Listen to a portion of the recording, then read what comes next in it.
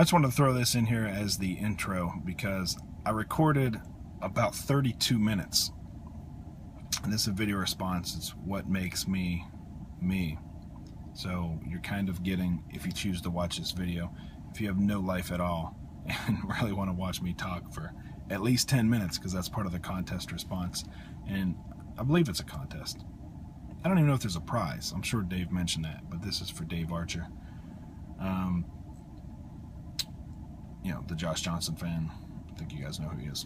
If not, I have his link in the description box. So this will work as the intro to his response, and it's really a personal video about me. It's not going to be sports card related. I may mention sports cards. The reason I don't know is because I did the 32 minutes, and I just feel like, what the hell was I talking about? I'm just rambling, which to a point is kind of what Dave wants. He wants us to just be us, just talk. I believe my take on it is he wants us to just go with the flow, not plan it out, not write stuff down. And I'm comfortable speaking in front of a camera, speaking to people. I've spoken in front of 2,500 people on a stage before. I've both sang and played an instrument in front of people. I ran track, played basketball, and pitched and hit in front of people. I don't get nervous. I mean, you get like, so you're on stage, you're about to go talk for 20 minutes in front of 1,000 people or whatever. Certainly I would feel nerves. You feel a little shaky. You get that little bit of, you know, if you're holding a mic, you might barely shake, just a little bit.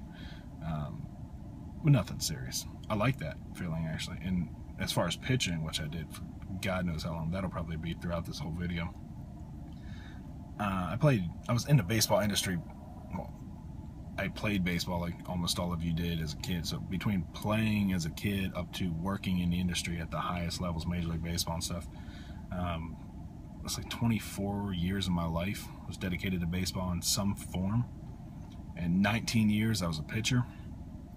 So I mean, I love it. I love the pressure. Like, I really don't collapse under pressure. I actually really greatly enjoy pressure. So it's fun to me. Like, even in my job now, my job's boring. It's extremely boring. I left the sports industry a few years ago, so which I'll describe more. This is an intro, so I'll get into stuff. But if you guys are looking for cards, it's not really the video for cards. I don't think that there'll be any cards in here. I don't think I'm going to use any of the 32 minutes I just did over the last day and a half, like picking up random clips. I'm getting a work phone call right now. I'm a popular guy. I'm really good at what I do. Or at least that's what I tell my manager. So I got to take that. But this is the intro. If you want to see more about me personally, keep watching. And if not, I'll catch you in the next video, guys. Dave, what's up, man? Got you down here in the dash. So angle's going to be weird. Make me look, I was going to say more fat, but make me look as fat as I am and as ugly as I am. Not a great shot looking at my nostrils and stuff, but it's the only way I can drive and do this and be safe, because I need to keep my eyes on the road. This way you'll see me, but I can't really look down too much. I'm at a red light right now, though. About to get on the highway. I do feel kind of like Funky D in this video. You know, I got the car video going on with the dress shirt. Very Funky D-ish, so shout out to him. In your requests, as I'm rambling, I keep making multiple videos, different days, different parts of my house, sometimes in a truck, like now. I keep piecing stuff together. I don't know what order to put it in. I've got 40 minutes now, 50 minutes, but it keeps changing, so we got a lot of time recorded already. I'm not real sure what to use, because it's tough, man. You challenged me. It's well, you challenged all of us. It's very difficult not to speak, not to prep something, but my goal is to not prep anything, just kind of roll with it, just off the top of my head, which leads to more rambling and takes a little bit longer. But I know you and a few others don't mind that. That's what you want. You want to know, what am I like, what am I into, what have I faced, and stuff like that. So the whole point is to get to know me better as a man, as a human. So I get that, and I appreciate that, which is why I don't want to not do it justice by writing some stuff down. That's you know, not really a way I see fit for this particular request or contest or whatever. So unprepared is the way to go, and I I know I need to touch on the topic, which I have recorded already, and it ended up being such a long piece. And then I listened to it to see if it was going to work. And I could have cut it up a lot. You know, I can do pretty good with video editing skills and stuff like that. I mean, I could easily cut that, no problem. Shoot, you can do that on phones now, iPhones. The problem is, it was just too much rambling, like a little hole. Just missed it. There's too much. So it was 25 minutes of God only knows. I didn't understand what I was talking about when I looked at it. It really didn't make sense to me at all. So I was like, what the hell's wrong with this guy? This guy is me. So anyway, as far as challenges in my life that have led me to become who I am today, what I believe in, I don't want to go political, and I didn't before, but I figure it's worth mentioning that because a lot of my, well, not political, I refuse to believe that that's a political thing, but that's where we, in general, in our country, throw it to, like how we look at things, how we stand for things. We're like, oh, you're this or this, political-wise, but no, that's a socio or economic stance that has nothing to do with politics, in my view, because I couldn't care less about a politician. One of the biggest moments in my life, as far as something I'm proud of, was actually I literally, personally, and it's documented. You can find this on the internet, but trust me, it's not worth your time, but you can find it. I was elected to the Board of Governors twice. It's a big deal. 16 people that run the school, the university that I went to and I love. So I'm very proud of that. My peers voted me in, won by a landslide. Very proud of that. But I knew there was some voter fraud going on in the other election, the like student body president thing, which is not the same. The Board of Governors is literally the board running the university. The student government is a student body thing, right? Completely different things, not related at all. However, the election's at the same time, and I found out firsthand what was going on because I was invited to be part of that clique, part of that culture of future politicians. And when I say future politicians, I mean literally the people that were not like myself, who was getting a sports marketing and a sports law degree, not the people getting a literature English type degree, you know, nobody wanted to be a teacher. That's not necessarily, some of them, but that's not necessarily who this group was made up of. They were political science majors that wanted to be politicians. So they literally were politicians. Anyway, the short version of it, like I said, and it is documented thing. So I discovered, confronted, busted, and got taken to court a state-ran election being rigged, fraud happening, because I don't stand for it. I don't. And I guess that connects with also, so sometimes you guys will see me in some Army gear. I have some Army shirts, not many, because I don't fit in them, because I'm fatter than I used to be, which I think is kind of what happens when you go from 20 to 30. You get fatter than probably 30 to 40. Anyway, I have some Army shirts. I have an Army hoodie I wear, which again, I'm sure you guys have noticed maybe in some videos, which, you know, casual. You probably just thought maybe I support it or something like that. Because of the injuries I've had, I'm not eligible to join any branch of the military. My medical history would not let me in any branch, and that is dating back to age 12. Too severe, too many inserts in me, it doesn't happen. I am a major supporter of our armed forces. Huge supporter.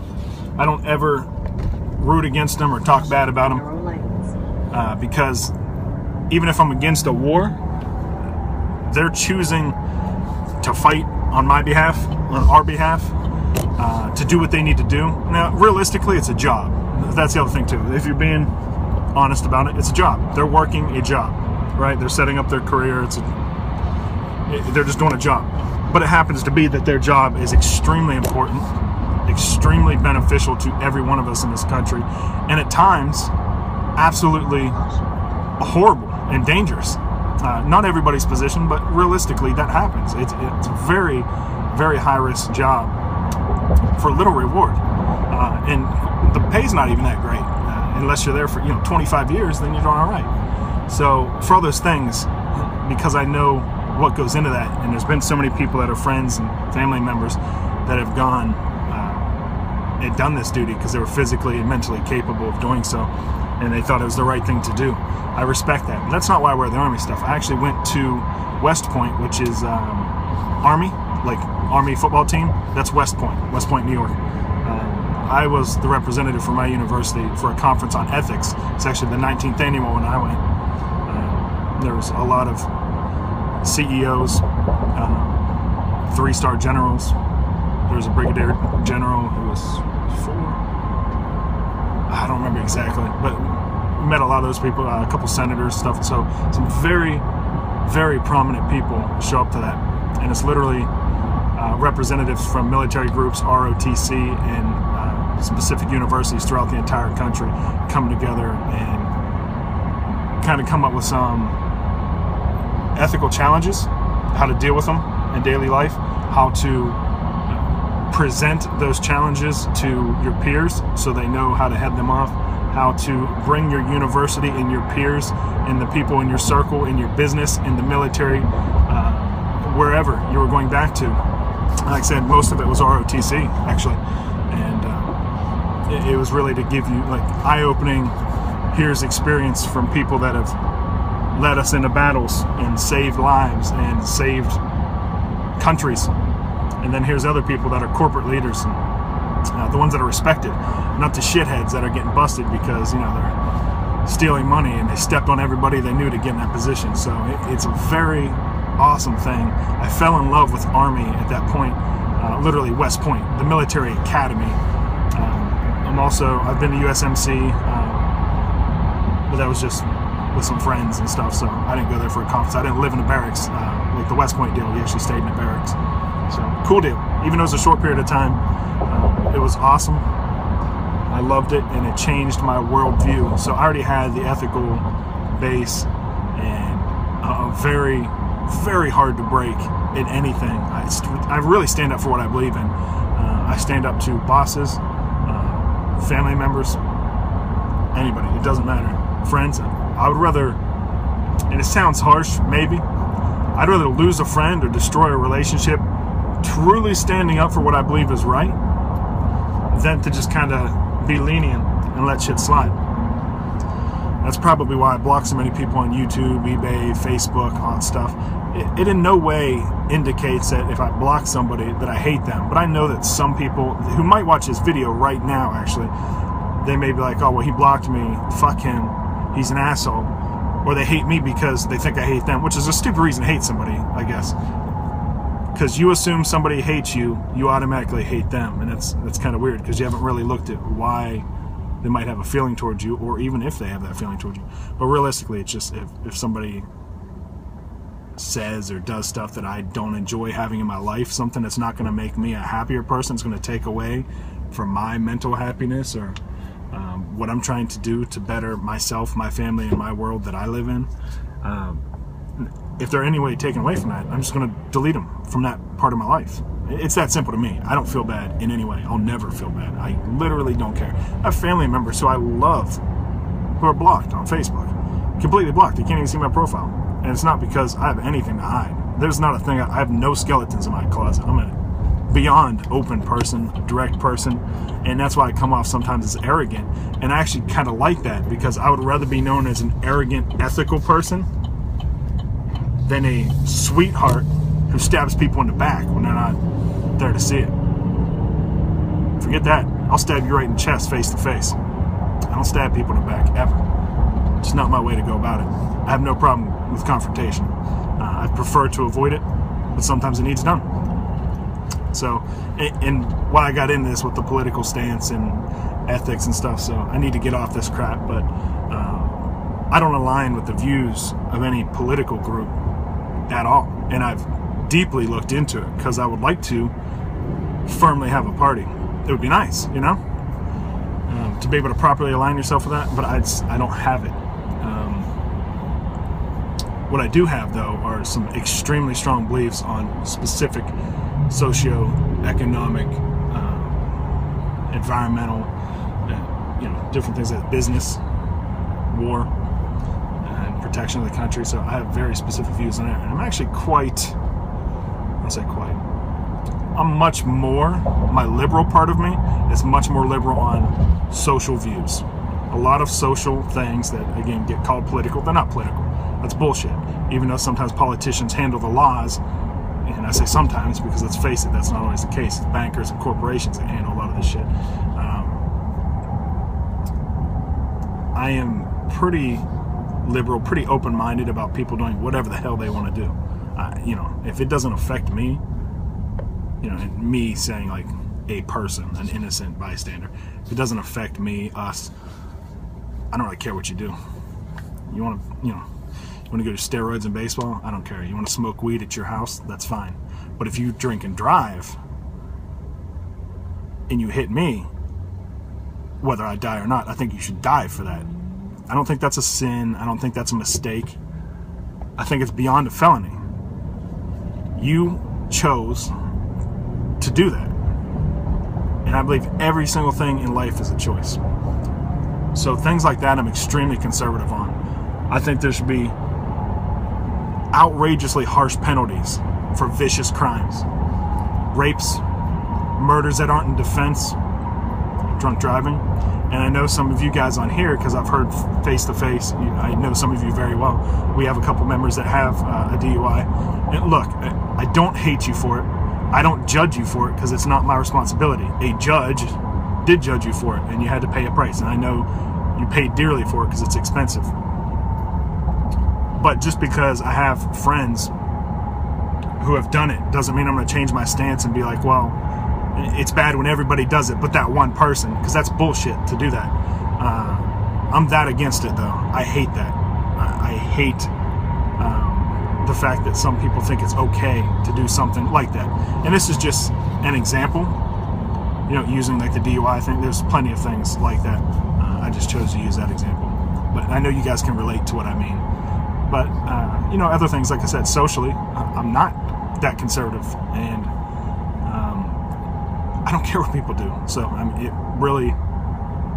it doesn't mesh up well with the party. Republican, Democrat, Libertarian, Green Party. There's even a Nazi party. You know there's a Nazi party? How fucking stupid is that? But there is. It's an active party. Check it out. Go Google it for you 3 people that watch this and don't believe it. I'm not making stuff up. Not very successful party, but whatever. Anyway. I just figured if I'm going to be open about this, if I'm going to say what makes me me, well, that is part of what makes me me. I love to laugh, man. I freaking love it. Besides sports and sports cards and stuff, my hobbies are photography and stand-up comedy. I've seen ridiculous amounts of sports and stuff. I've been lucky to be able to do that and travel and see almost every stadium in this country, baseball and football, and caught a game or played myself in every baseball stadium almost. So I was very lucky with that, and I realized that. So I've seen sports more than anything. But if you take away sports, like I've seen way more stand-up comedians live and stuff than I've seen like concerts. I like music. I love music actually, but I've seen way less concerts than I've seen comedians. And sorry, let me check on traffic. Hold tight. There we go. Anyway, that's a passion I have. I love to laugh. However, when it comes to something that's serious to me, bullying, I don't stand for that shit. I was lucky to be a big kid growing up, you know, being 13, 14 years old, going into high school, whatever age that was when I was going into high school. I was 6'2", 205 pounds. I knew how to fight. I still know how to fight. It's just stupid. I think fighting's ridiculous. However, it's good to know how to fight so you can defend not only yourself but those around you if necessary, because people are assholes and sometimes they'll try to take advantage of you and rob you, rape you if you're female. Usually not really a thing guys have to deal with, so it's hard to relate to a female on that, but you know it's out there. Things like that. I'm so extremely passionate about being direct, arrogant if I need to be, very firm in my beliefs and my stance, so nobody wavers on where they think I stand. You know exactly where I stand. So if you happen to do wrong by me, you know exactly what the consequence will be. You know where I'm going to stand on it. I'm not going to give you leeway because you're my buddy or you're my family or anybody. My wife, you know, she's perfect. But, you know, if something were to go wrong or be, you know, not in line with my beliefs and stuff like that. And I don't mean, like, I'm not talking about bullshit beliefs. I'm not talking about, like, religion. That's a good thing to get into because I'm an open book. So I'm not talking about anything like that. I love that people have their own religion and stuff like that. I don't mean beliefs as in that type of stuff. That's not where we have a problem. I literally don't care what you believe in. If you don't have a God, if you pray to Allah, if you pray to the God that the Christians pray to with, you know, with Jesus, or, you know, if you're Jewish or whatever, God, there's so many religions. It's crazy. And lack of religions. I don't care if you're a Scientologist. It doesn't matter to me at all. I'll never, ever, ever, ever, ever negatively judge you for what you believe in. I know there's funny things about every belief and religion and stuff, and I like jokes, so I can joke about it to a point, but I'll never actually, I don't believe in bullying someone or treating somebody differently for how they believe on stuff like that. But, you know, then there's people out there that are like, you know, I'll give you a specific example. Like, I believe in, obviously, defense and stuff like that, and defending yourself. And in that aspect of my life, I'm very conservative. Like, if somebody came into my home without permission, I easily would kill them.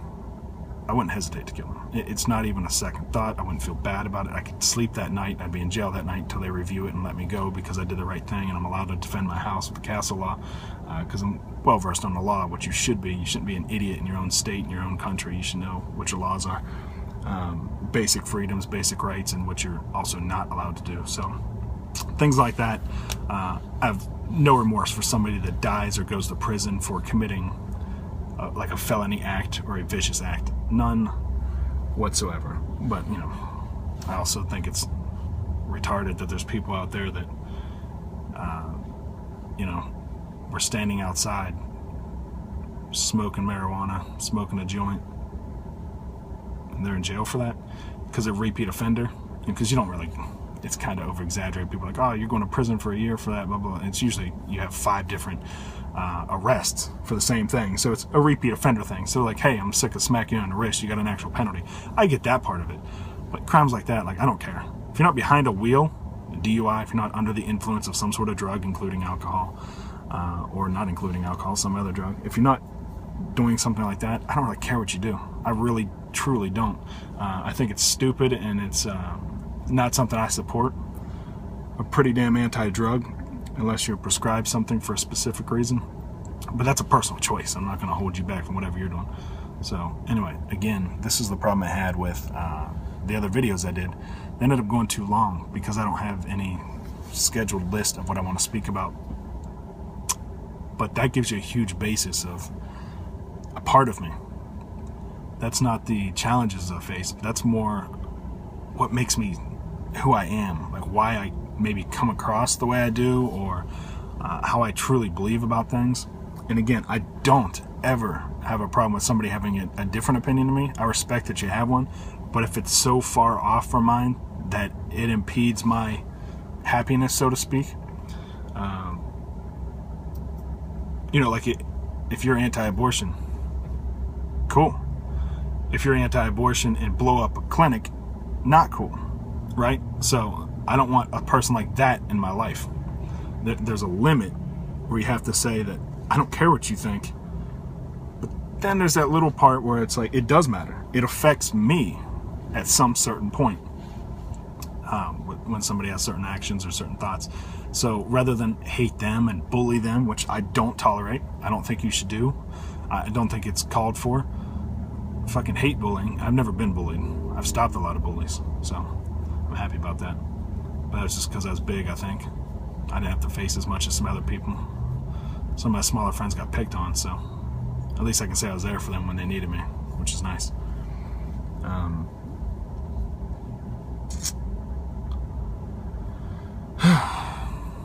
don't know what I was talking about, Dave.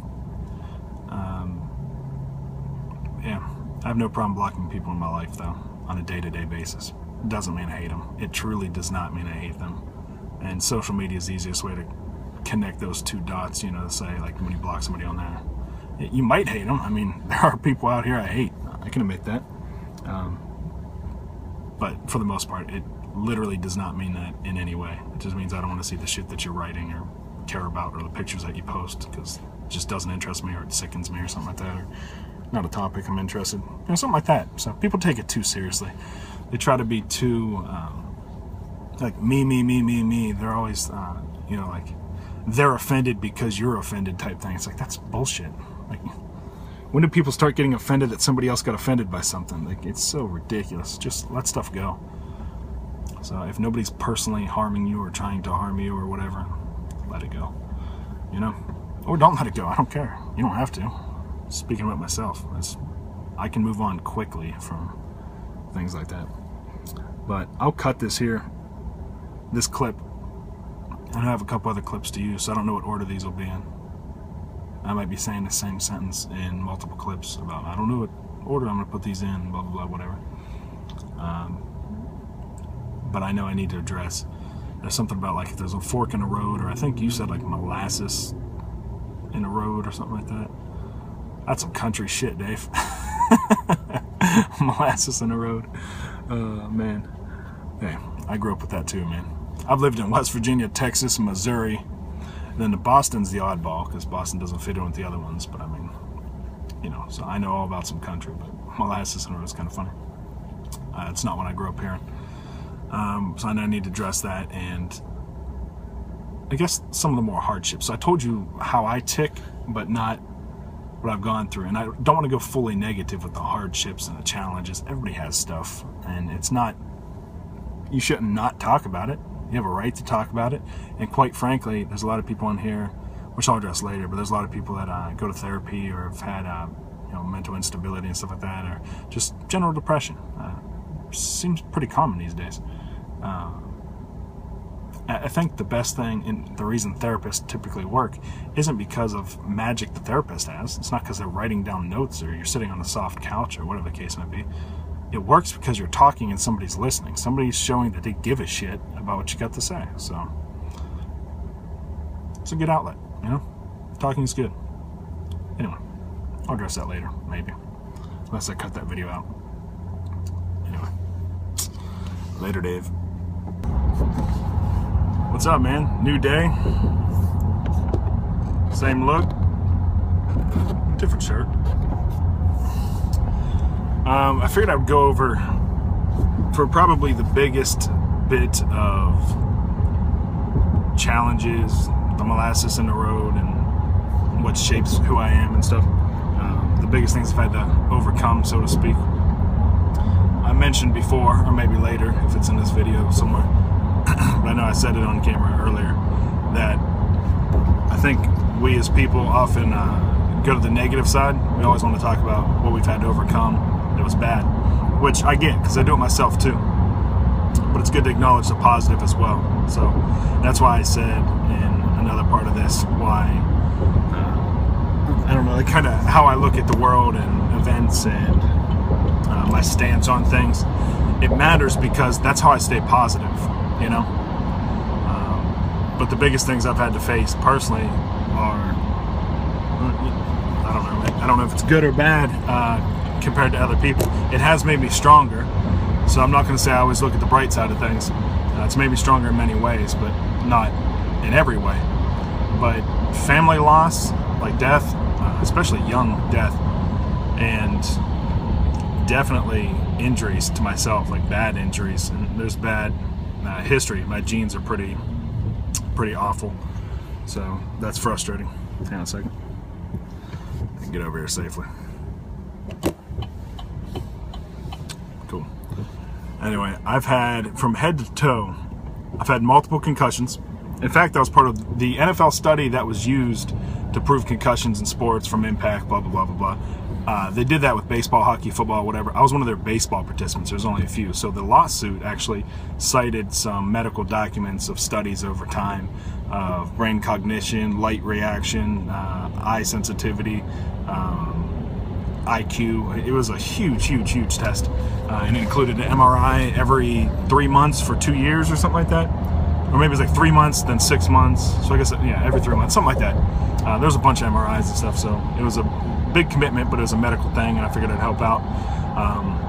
And what they did for me is one of my concussions that I got, the worst one I ever had, I took a ball that was going 76, 78, something like that, somewhere in the 70s, high 70s, which is extremely fast. I've been hit by 100 baseballs in my life. It's not that big a deal, but it hit me right in the temple, and I blacked out. So it wasn't like passed out. I wasn't like, you know, completely on the ground, but blacked out. It's literally, it felt like 1 second, but then I couldn't see. It was literally black. I blacked out. So anyway, concussions, I've had a few of those, no big deal in my opinion.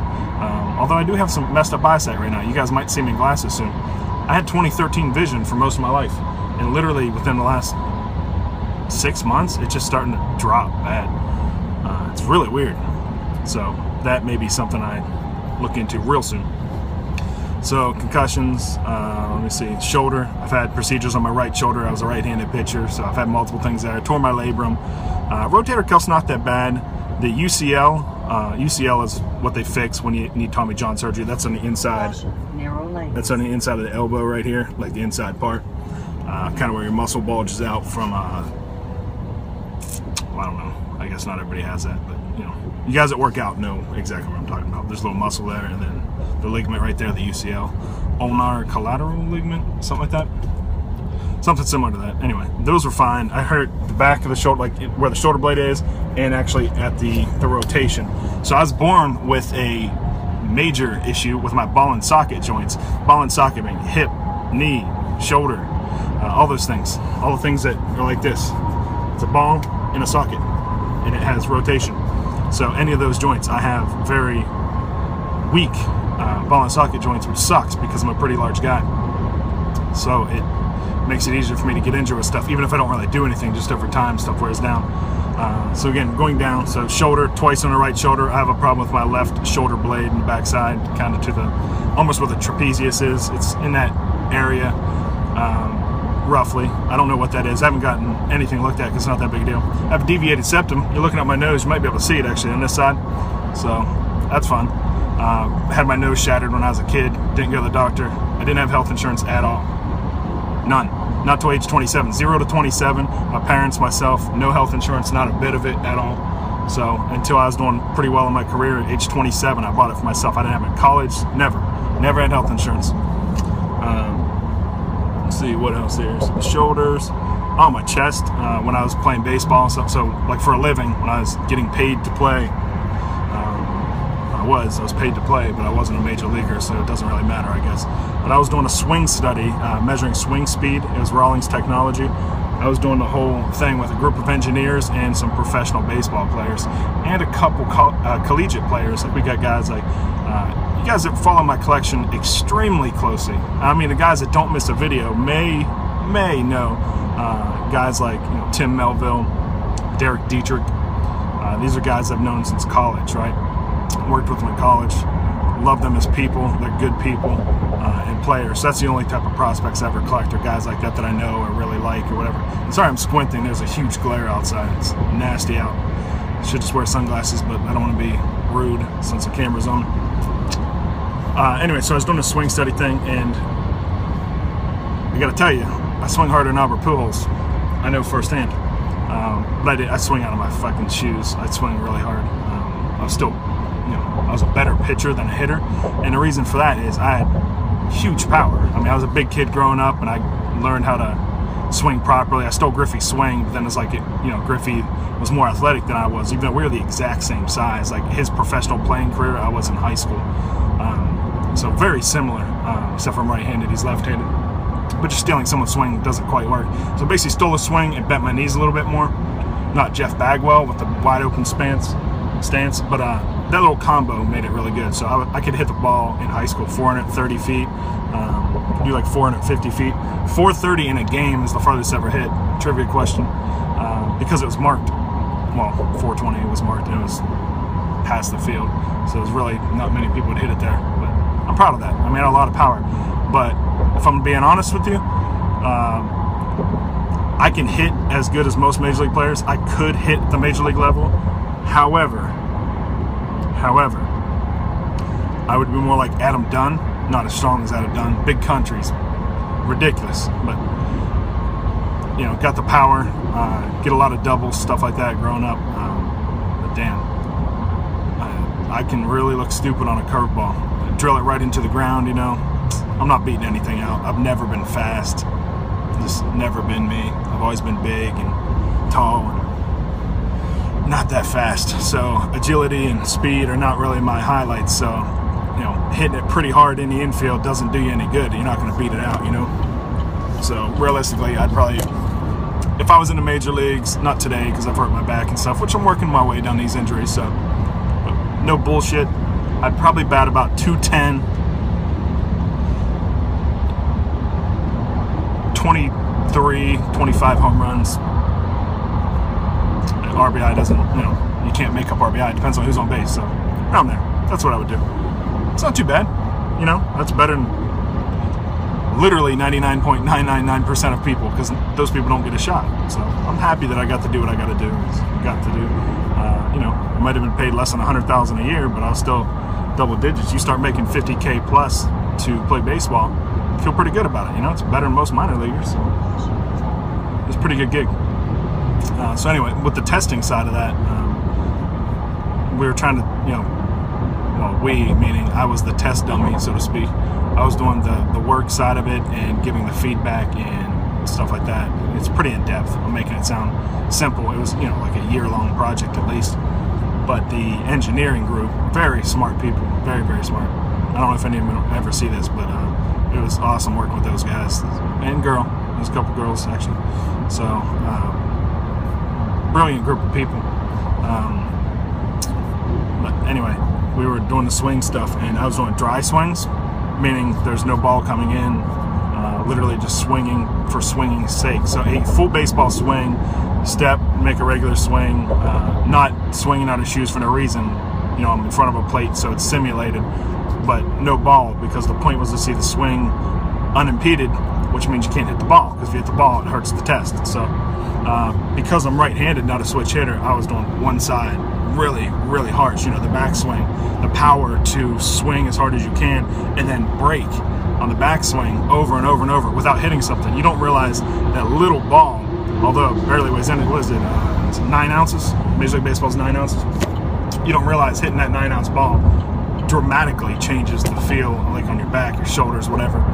That did not hurt my back, by the way. That was years ago. I'm too fat and old now to be playing baseball. But yeah, I tore my sternum, I tore my rib cage off of my sternum on the left side. So if you touch your chest, dead center, there's a little plate. It's maybe 5 inches tall. It's like this. You've probably seen it in your science classes, about maybe 5 inches tall, 2 inches wide, something like that. I don't know. It sounds about right for an adult male. So it's right in that area. It's the breastplate, the sternum. To the left side, like where it's over your heart, I ripped my rib cage off of it. Ripped the ligaments out. Pretty fucking painful. I just had to wait that one out. So if you see an x-ray of me now, my bones are still crooked. It healed enough where, you know, I can breathe fine and stuff, and I didn't break a bone, luckily, because it would have been harder to heal, they said. Even though the bones heal, obviously you guys in science and medical field know, a bone heals way easier than a ligament or a tendon or whatever, which doesn't heal on its own. That's why you need surgery for those. A bone, you just put in a cast and fix itself because of direct blood supply, just like a muscle. Stuff's pretty simple. I assume you guys already know this shit, so don't want to annoy you with it. But did that with my chest. Abdomen, I had an emergency appendectomy. My appendix ruptured. That was fun. It was 2007, May 2007. It's fucking horrible. It's poisoning my body. I felt like I was gonna die. God, it took forever when I went to ER before they got me into surgery. It was same day, but it was literally 9 hours sitting in ER because I was in St. Louis City, and because I was living in St. Louis, working in St. Louis at the time, and being in St. Louis City, I went to Barnes Jewish Hospital. You guys up there know, like, that's a great, great hospital. You know, across the nation, most major cities have some known hospitals, like, you know, Sinai is known, Cleveland Clinic, Barnes Jewish, Pittsburgh Children's, where I've had surgery before as well. the Houston Medical Center, the biggest in the world. It's not even close. It's the biggest in the world. Complex of medical facilities and hospitals. So anyway, had the appendix removed. That was really harsh, and they gotta cut open your abdomen. They literally like slice your ab and flop it over, which is weird because when I had the surgery, I had abs still visible. Obviously, you have abs all the time. That's the human body, but I had like visible abs. So it was like, so take the little 8-pack. You got the small abs on the top, and then you got 1, 2, or 3, 4, 5, 6, 7, 8. In between, what is it? 5, 6, 7, 8. So between 5 and 7 over here on the right side, they cut under it. So it was like those 2 abs went away. It was like a flat part with abs on the other side. It was hard to look at. It made me like queasy to look at for months. The recovery wasn't that bad. I mean, it was horrible for a week or 2, but then it started to get, it started to heal. But I had trouble looking at it, not because blood bothers me. Blood doesn't bother me at all. Even like broken bones and stuff like that. I've had enough stuff go wrong that I can handle it myself. It's hard to watch somebody else get hurt. So that's kind of how I was looking at it. It was almost like it wasn't me. It was something else that I wasn't used to seeing. It was kind of creepy. Oh man, so my back, the back's more recent. It's still going, head to toe, so I'm moving down. Not even to my biggest injury yet, but, we're probably 25 minutes into this part of it. You guys have got to be fucking depressed. This is stupid. I don't even know why I'm doing this except for the fact that I support Dave, and I figured maybe 2 or 3 of you guys actually want to know, why is this guy like this? What does he think about? What does he do when he's not collecting cards? I assume that's the deal here. So, you're not watching the video if you don't care. You've already turned it off, and that's fine. I have no problem with it. But it just feels weird. And aim it. It's gonna make sure it's not coming behind me. Hold on.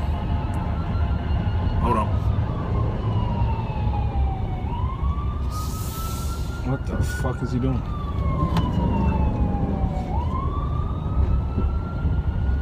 He's turning. Okay. I got over. He's 3 lanes over because I'm in a big, the outer road of a highway. The highway is 6 lanes. That's beside me. And the outer road beside the highway is 3. It was 4 back there, but now it's 3. One just merged. He was in the far right, and he cut all the way to the left when everybody pulled over. So what the hell? I'm in the far left lane, so I pulled over, doing what I need to do, but then he turned. Anyway, safety first, damn it. I hate horrible drivers. Pay attention to what the hell's going on around you. Okay, back to the depressing shit. So my back, I've had 2 surgeries. One's very serious, one was like a minor procedure, I guess, if you can have a minor procedure on your back. I was out for 4 hours under, like knocked out, anesthesiologist stuff to put me under. They tried the epidural on me with the steroid shot directly into the spine, so it just didn't work. It didn't take with my body, I don't know why. It didn't at all. It didn't help me, no relief. I had 3 vertebrae where vertebrae comes around the back like this, kind of like with the fingers here, not exactly like this. It's like this. They cut those damn nubs off on both sides, so chopped those off, took out one of my discs that herniated. The other disc wasn't herniated as bad, so they, it's like this, and they cut it in half. So now I got a little piece of disc that's in between my vertebrae on one, not the others. Some bullshit like that in my lower back, and it's right where I sit. So sitting is extremely uncomfortable for me, which is hard for some people that haven't had back problems to understand. Standing's not that bad.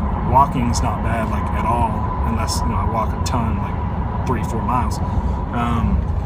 Sitting sucks. Laying down's kind of uncomfortable too, but I lay on the heating pad. I use 10s unit, which electrodes, like battery pack electrodes, buzzes me. Wear it every night. Have for 2.5 years now since the first back injury.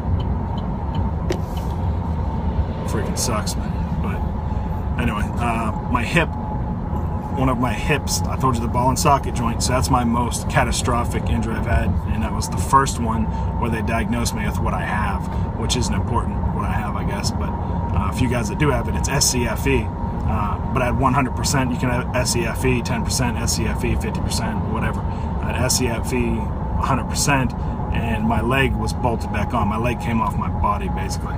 It was dangling, it's like that, off my hip. Pretty damn painful. Skin was attached, ligaments, bones, tendons, everything that was shattered. Femur was driven up into my abdomen with the little ball still there, so it went something like that. Pretty fucking painful. I was a preteen at the time. I had just hit puberty at that time. It was a rough damn time to go through something like that. I was just starting to grow, and the growth plate didn't exist, so it didn't. My leg didn't grow, and then it shattered off, and it sheared through my abdomen. Like I said, it was pretty messy, and I have a big ass bolt, titanium bolt through my leg, there for life. Obviously, I was on crutches. I didn't move from a hospital bed for 3 months, so 90 days in a hospital bed on my back. Didn't turn on my side, didn't stand up. 90 days, and then I had a girlfriend back then who was cool. I was young, so, you know, not a girlfriend like adult girlfriend, but, you know, just a friend who we dated, if you want to call that. I was 12. Sweetheart though, great girl. She helped me with my rehab. I was on crutches for at least a month, maybe 6 weeks. I had to relearn how to walk. Like, you know how to do it mentally, but when you go through that, like, your body is afraid to put weight on it, which I guess makes sense, but when you actually go through it, it's terrifying, because you're like, oh shit, I'm gonna have a limp or something like that. Plus my leg maybe wasn't gonna grow. They weren't sure because there was no growth plate then. Ended up doing it, so I completely lucked out with that. So look, there's the good side, and it's 20 minutes about medical history. That's cool. Oh yeah, I have some issues in my mouth, but who doesn't have something wrong with their jaw or their teeth or something like that? So actually I had perfect teeth. You can see this one's crooked a little bit right there. It's because I have 5 impacted teeth on the back. I really take care of my teeth. Floss, brush every single day. I love my teeth. I love, like, people tell me I have white teeth. It makes me feel good. So I take care of them. But I've had 3 times I've seen an oral surgeon, and just all 3 times it was consultation. And they're like, all right, let's get you in here to do it. And I'm like, ah, fuck that. I'm not getting 5 teeth removed because I'm afraid they'll spread out. I'm not messing with that. So if it's a little bit of pain once in a while, slightly pushed it crooked over the last 3-4 years, I can handle that. I'm not trying to be a cover model here. I mean, yeah, I'm sexy, but GQ's not calling. So, and I'm not worried about that. So, anyway, what else? Hip, back, anything below that? Oh yeah, my knee's messed up. Same thing with the ball and socket. Mostly my left knee, and then, you know, being a fucking idiot, my left knee and one of my ankles, it's fine now, but the right or left, I don't even remember. When I was in college, we were playing, and this is the dumbest thing, so don't ever do this. If you haven't, don't do it. But in college, I was in great shape in college. So some of the other athletes, like some of the guys on the football team, and one of the basketball players, and a couple of just the guys on like the dorm floor or whatever, like just some friends that, you know, liked sports, weren't as athletic or whatever. We were all playing this pickup game with not a Nerf ball, but like not a real football either. Something in between. It was like regulation size, but rubber, like one of those bullshit balls like that. Odd weight to it, real easy to grip. So we were playing football, you know, 2-hand touch. We were playing on concrete. Although I have played tackle on concrete when I was a kid. I was retarded. Yeah, done some stupid stuff, I guess. But you get older, you start doing a lot of that stuff. I forgot what I was talking about. Oh, the football. Anyway, I was, for the only time in my life, like I said, I'm not very fast, so I was a wide receiver for that. It's easy for me to throw. Being, you know, pitcher, and like being a quarterback would be easy for me. I don't like being a quarterback though. I always wanted to be a linebacker. I couldn't because of the hip. That's why I didn't play football. Some of you guys have asked that have met me if I played football or whatever, because you knew I did sports. I played baseball for 19 years. I did basketball. I did track. I did a lot of different stuff. I didn't do football though because I can't take the impact. Might rip off my leg for life. So it wasn't worth it. A doctor wasn't going to release me. Same reason I can't go in the military. Injuries like that, you cannot do it. You can't have a bunch of plates and screws and stuff in you, unless they've changed the rules. But, you know, when I was 18, I signed up for military service thing and talked about it, and it was out of the question.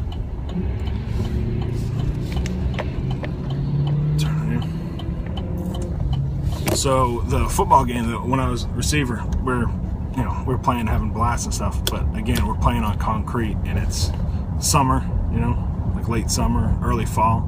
Just started the school year, and we're all just kicking it. Hadn't seen each other in a while. Some of us, the other guys I'd seen. But I went up like I was sprinting as fast as I possibly could, which is slow compared to guys like, you know, Ahmad Bradshaw. But fast for me. So I was in an all-out sprint, and the dude that was playing quarterback for us threw the ball behind me. He was late on the pass, and I, instead of just saying screw it, let it be an incomplete pass. I ran past it. I stopped on a dime, man. I planted my foot on concrete and tried to turn around and snag it. Holy shit. I rolled, my ankle went about 3 seconds later. It was this big and purple. I was like, yeah, I broke my leg. I was pretty calm about it because I was actually like in shock. And I've gone through way worse injuries and stuff, but ended up going, I tore a tendon in my ankle. And now, to this day, the only problem I have left is the bones and everything kind of healed, I guess. But what I hurt that I didn't realize at the time was my left, yeah, it was my left foot, that's what it was, left ankle. My Achilles, the Achilles tendon. It bothers me every time I exercise. I work out, like at all, like if I walk on a treadmill, walk outside too long, elliptical, anything like that, stairs, like not a little bit. It's got to be enough that it's, you know, irritating, whatever. So working out, like cardio-wise, like things where you're moving your legs a lot, freaking hurts. It flares up, it gets real fat, that tendon. It sucks. So obviously did something then, because it was fine until that point. So anyway, that's most of my medical bullshit. And again, I know it's boring. I know there's people out there with way worse things. But here's why a lot of that matters. So I have a lot of major issues, and these were all before 30 years old. Everything, right? Everything I listed was before 30 years old. Pulled into my driveway. The thing that sucks is you guys have like big families and stuff. And I grew up with a big family, had a lot of people around, and you know, cousins, my brother, sister, mom, dad, all that stuff, like when I was a kid. And I'm not talking about now, so I'm talking years ago. I'm 30 right now, years ago. So the last person to go was 08. What was I, 23, 4, I don't know, something like that. Yeah, right in that area, like 23, 24. Actually, yeah, at 23. I was 23. So at that point, so obviously now I don't have them. Lost cousin, uncle, all 4 grandparents, all 4 dead. My mother, dead. Fuck. A lot of family, actually. In fact, oh man, on my dad's side, he was the last of 9, so he had a big family. Of those 9, my dad's the baby, and he's in his 60s, and there's 6 of the 9 are dead. So 6 of the 9 uncles and aunts on one side. My mom was of 5 kids. 3 of the 5 gone. Like I said, all 4 grandparents, mother. My dad's had open heart surgery and a couple heart attacks and stuff. I mean, it's just fucking miserable. So that's why I don't care. I don't have time for bullshit. I literally don't have time for anybody. I don't care who you are. I don't care if you're the FBI or a teacher, God himself. I don't have time for bullshit. If you have something constructive to add to my life, or if there's some sort of entertainment value with being around you or something like that, or if you're just a kind person, yeah, I want to be around you. But if you're in any way a negative influence on me, need some Purell. I always carry Purell on the truck. Germaphobe. That's a mental thing. Yeah, if you're a negative influence though, at all, I don't have time for you. I'm 30, and according to my family history, I'm past my midlife crisis. The reason I bought that Corvette was my midlife crisis at 24, 25. I'd already lost everybody in my family except for my dad, brother, and sister. Like everybody else, I mean, of the 30 people that were around when I was a kid, there's like 8 of those people left, family-wise. That's a lot of people to lose. You lose over 2/3 of the family you remember. It's ridiculous. I can't avoid it, you know. It's going to happen to me. You could die anytime, so I'm not afraid of death. I don't want to suffer, though.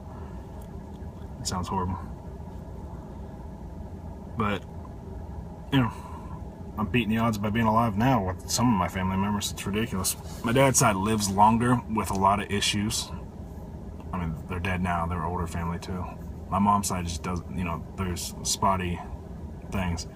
Some people live to be 78, and some people live to be 28, so it's weird. One of my uncles died at like age 21 or something like that before I was even born. 21, 22, something like that. Maybe. He wasn't, maybe not even that old. Maybe he's in high school. He was in school. I don't remember if it was college or high school. I didn't meet him, but I know the story pretty well. I just don't know which school he was in when I was told he was in school. Maybe it was high school. I'm just staring at you now. So, yeah.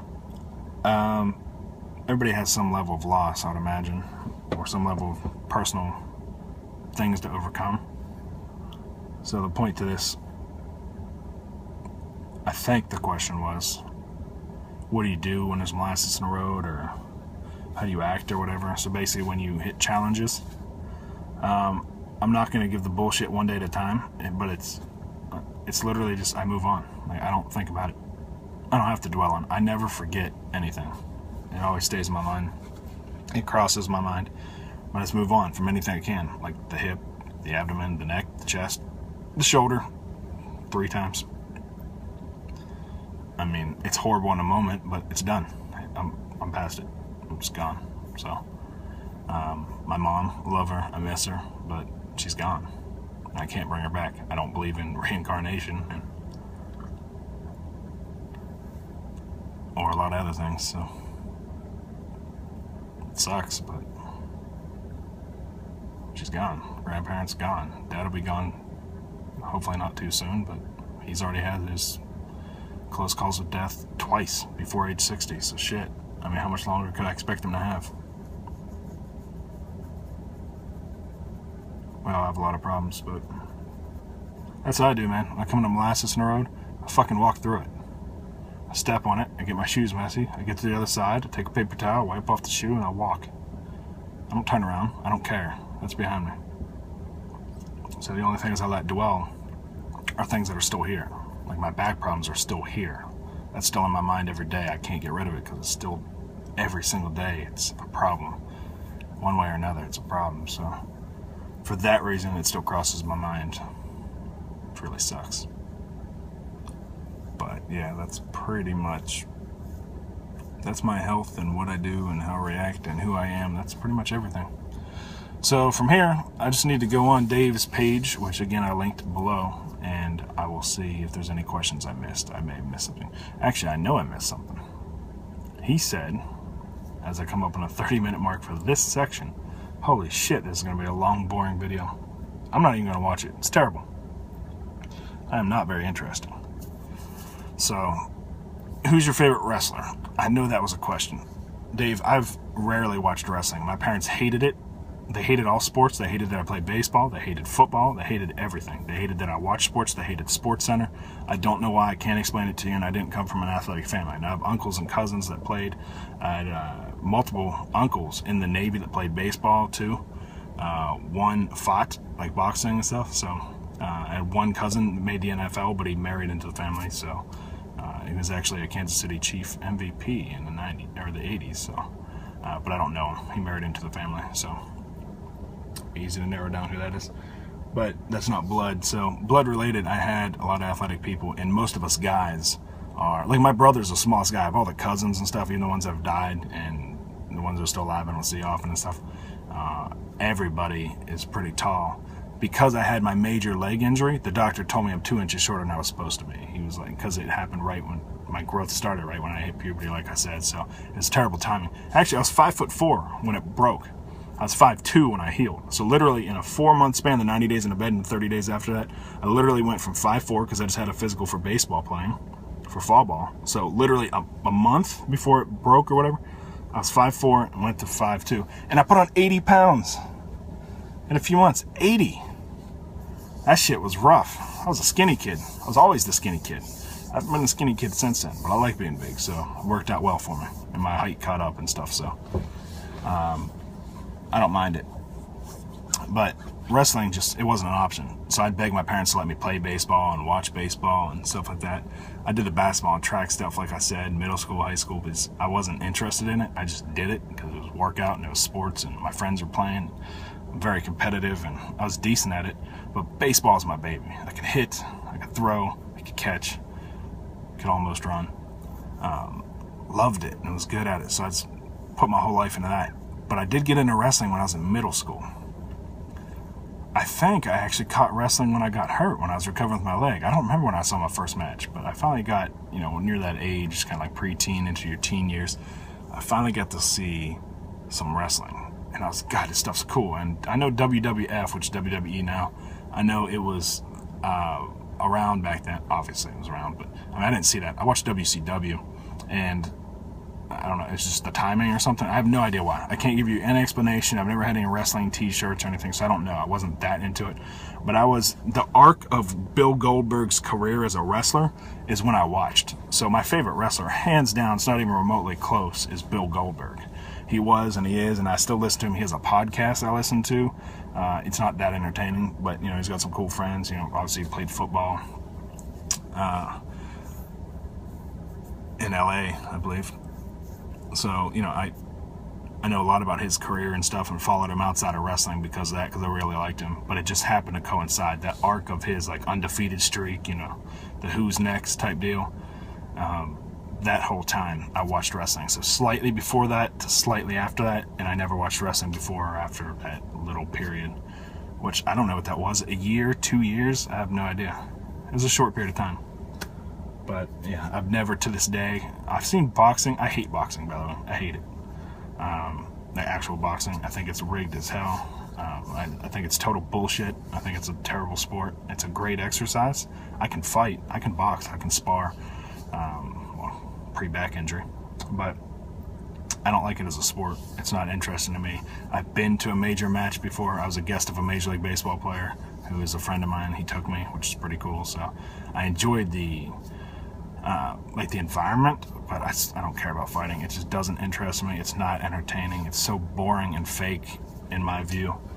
But I have watched that pay-per-view. I've seen a couple of those. I've never watched wrestling, I don't even know if it's called WrestleMania, things like that. I know WrestleMania is one of them. Those events, I've never seen them, except for now on YouTube, because everything's on YouTube and it's all stolen and put up there. So I have watched them now, some of those things, but I didn't see them as a kid, not at all. My parents would have never spent a penny to watch sports, except for maybe a ticket to a game or something like that. I live near Pittsburgh, so I got to go to some Pirate games because my grandfather was an extremely successful corporate attorney. My mom's dad. Very successful, and one of the nicest damn guys. Of all the people in my family I look up to most and would want to be like, he hands down is that person. Which is probably why I was going to go to law school and stuff, and I was accepted to a lot of law schools and chose to forego that for personal reasons. So, not related to anything bad. I think I made the right decision. I don't know. I don't regret it, but I chose not to go to law school. I could have went to University of Texas, University of Houston. Schools down here is where I was in Houston the first time that I lived here, when I was working with the Astros, when I did my applications and stuff and did the LSAT, which is a test to get in, all that stuff. So anyway, my grandfather, a good dude, huge Pirates fan, Pirates, Steelers, Penguins, but he's mostly a baseball guy, and he had some great season tickets back in Three River Stadium, so he would take me to games and take my other cousins. He would rotate taking us kids there, so it was cool. Got to meet Jay Bell, Jeff King, Bobby Bonilla, Barry Bonds and stuff when they were all there. It was a good time. Orlando Merced was on that team. They're fun teams to watch, but I was actually a Braves fan growing up, probably because of TBS, so Pittsburgh hates them, obviously, or at least for Sid Brame is the reason. So what up, Sid Brame? Shout out in my video. Yeah, I think I'm going to cut this off because this is really about to annoy me. It's really long. I hope I covered everything, Dave. If I didn't, sorry. Thanks for doing this, man. I hope you're slightly less bored than I think you'll be. And if 3 people watch this, that's fine. But if you ever needed to know some in-depth things about me, I guess this is the place to go. So, you know what makes me me? Kind of what makes me tick. And I love baseball a lot, and that's why I collect cards. I love it. I don't know why. I do. I'm a Griffey fan since the beginning of his career. And some other guys, but just I love baseball. And sports cards, sports memorabilia, it just makes me happy. It's cool. It's the most mentally satisfying thing I have in my life. My outlet of work is stressful, or if a relationship's stressful, or somebody dies in my family and stuff like that, which happens once a year. So things like that, it's fun for me to literally just go pick up 200 of my cards, 200 of my inserts, just flip through them and just look at them and read the back. Be like, yeah, I remember when I actually pulled one of these. I remember this, you know, little trivia or a little joke or what the stats are or something. Or, you know, just things like that. I don't know why. It's peaceful to me. I like sports cards. There's a little sense of like accomplishment to it as well. When you collect something like that, you're like, man, I've got to have the best one or the biggest one or the whatever, the nicest one, something like that. Slight bit of like competition in that feeling, but it's more like it's a prideful feeling, like, wow, I'm accomplishing something. Realistically, am I? No, it's cardboard. Nobody gives a shit. If I died tomorrow, my wife would just be tasked with selling it to make extra money because she's not going to keep it in the house, and she'd make a chunk of change, which is pretty nice, but you know, it doesn't matter. I'm not really accomplishing anything. I'm not changing the world with that, but I try to do good when I can for others. But baseball cards, or, you know, sports cards, whatever, that's my getaway. I go to my man cave and I just chill out, you know? It takes my mind off everything else. I really just get in the zone with it, and that's why I enjoy it and still do it. So thank you for listening, and I'm sorry it's so long. You said longer than 10 minutes. I bet you didn't think it'd be going on a freaking hour. Or maybe it's past an hour. Shit, I don't know. Depends on how it pieces together. Later, brother. I think for this question, the easiest answer is probably the best answer, since everything else is a bunch of rambling. What drives me? Well, I came from a car guy family. My dad never had a lot of money, still doesn't have a lot of money. I mean, extremely low amount of money, you know.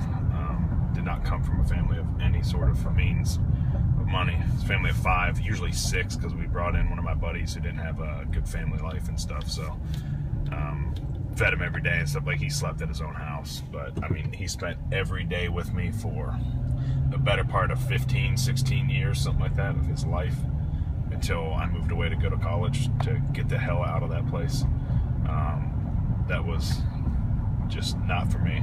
Staying there would have never, ever made my life better in any way. It wasn't possible. I had to leave, so. But yeah, my dad, his hobby, whereas mine's sports cards and sports in general, and playing sports and working in sports and all those types of things. Loving the sports cards the most as my hobby now that I'm beyond just being an adult. But you know, for my age, I'm past middle, or for my family, I'm past like middle age, which is freaking weird to think about. But anyway, my dad's really, really into cars. I have an older brother who's more similar to my dad in that he's really a car guy, very much so. I really, really love sports cars and things of that nature, or like luxury cars. I love that. Not luxury like a Maybach just to be a dick. Not that you have to be a dick to own one, but really, they're pretty much just for the name, right?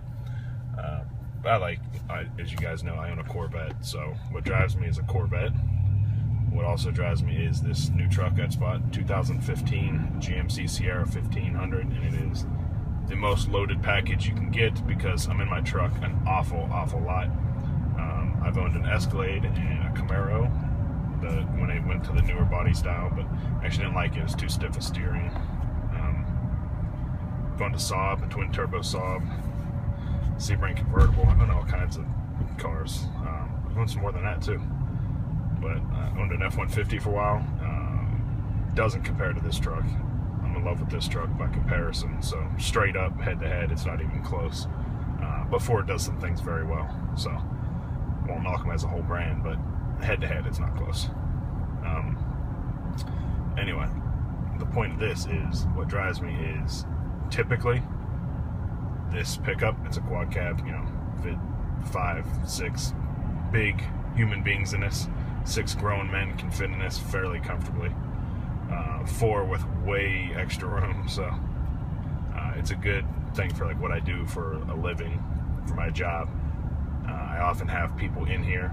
I actually spend the majority of my time alone in this, which is why I've got the mileage on right now. You can see it's gotten pretty good mileage. It records the last 50. Now, those are straight highway miles, not city.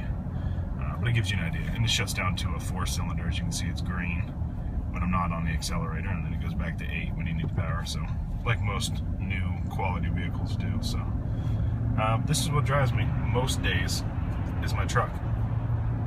The Corvette I've owned for years, like 6 years or something like that. That was my dream car.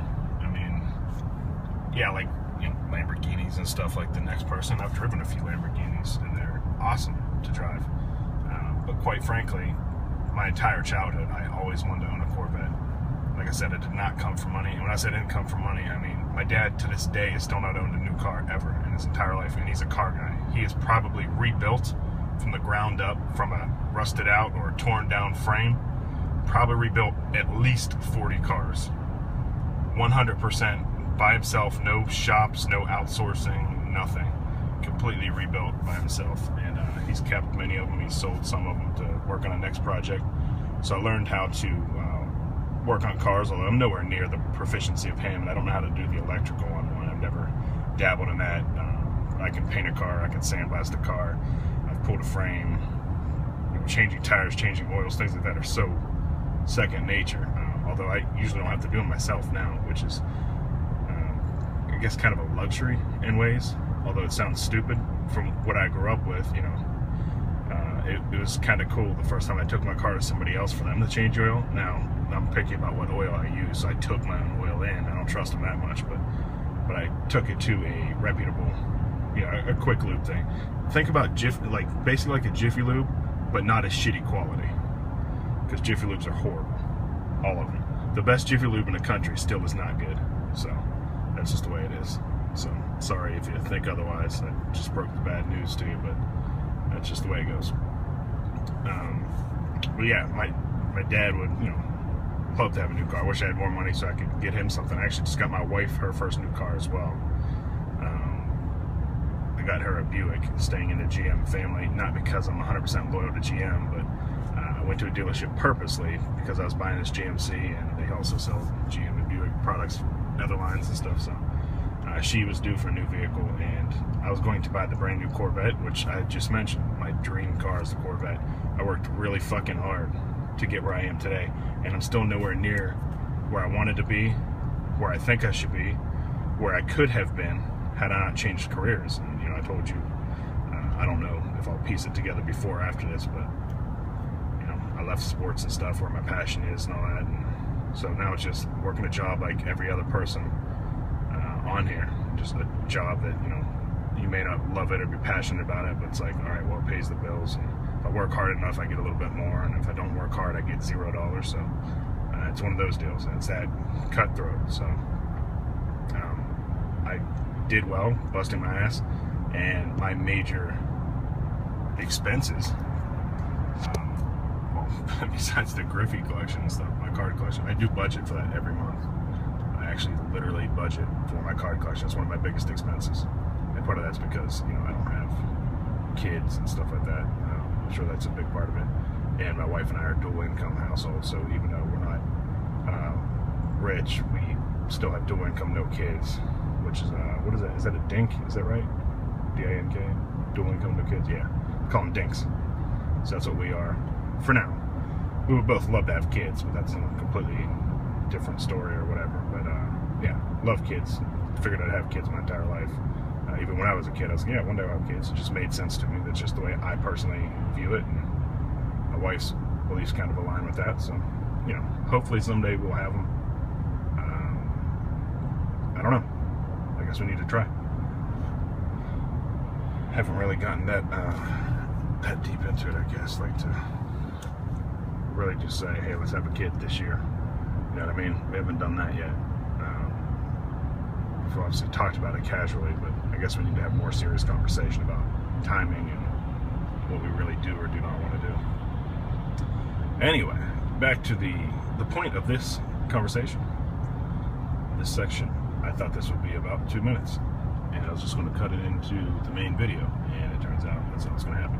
And by the way, I'm not showing myself because I'm driving at night, being safe, staying in my lanes, you know, doing what a good driver should do. So I'm not looking at the camera thing at all, so I'm just focused on the speedometer and stuff like that.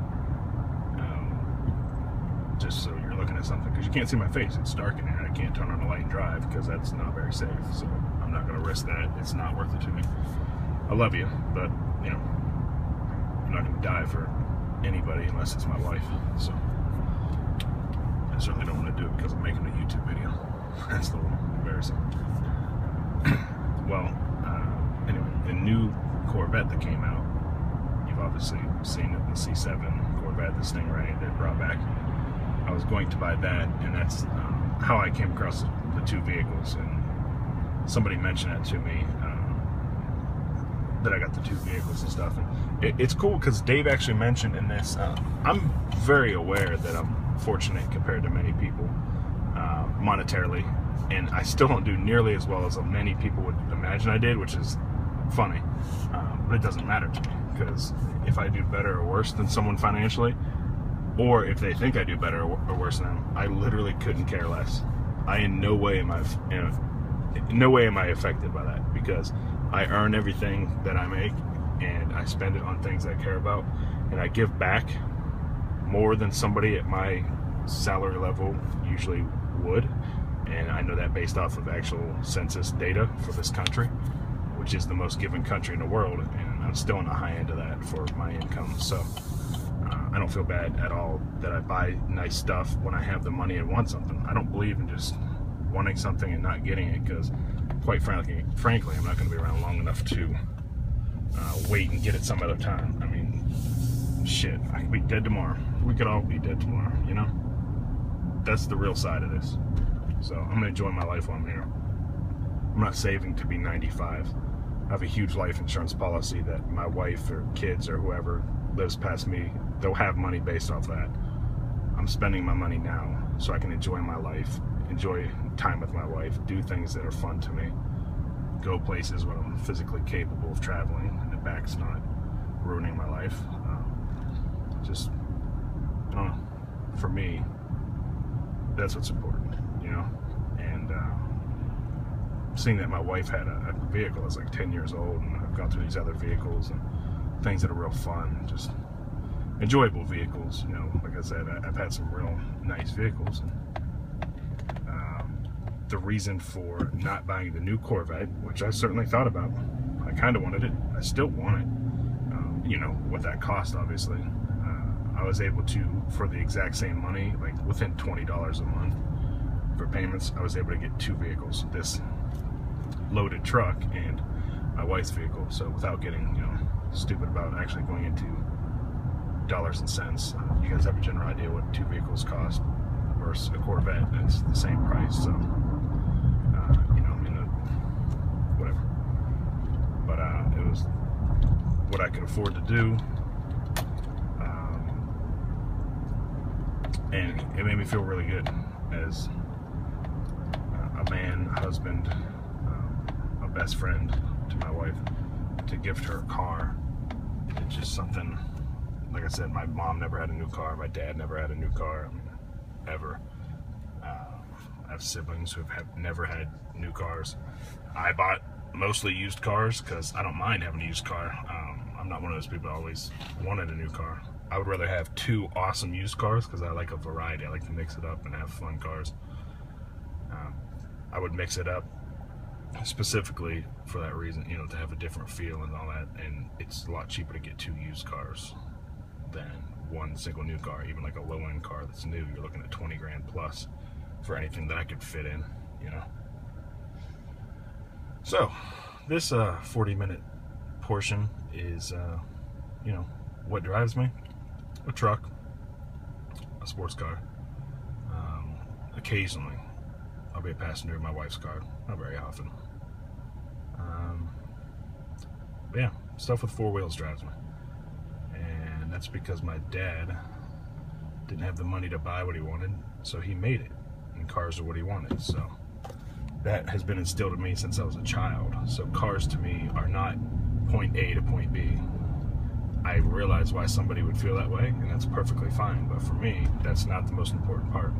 It's how do I feel in that car? How comfortable am I in that car? How does the car sound? Things like that. That's way more important to me than reliability, because I'll fix the car if I need to.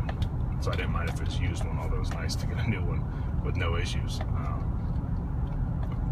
But just like a human, just like myself, you know, you get injured, you get sick, you go get repaired. When it happens, you take care of it, right? Would you not want to be a human? Would you not want to have a life just because you might get injured? Just because you might get sick and die? Do you not want to live just because you don't want the potential to fail? I mean, I don't. So same thing with a car, you know? Maybe you don't know. I don't know if you agree with me, but that's not the point of this. This is how I think. This is who I am. You're getting to know me. So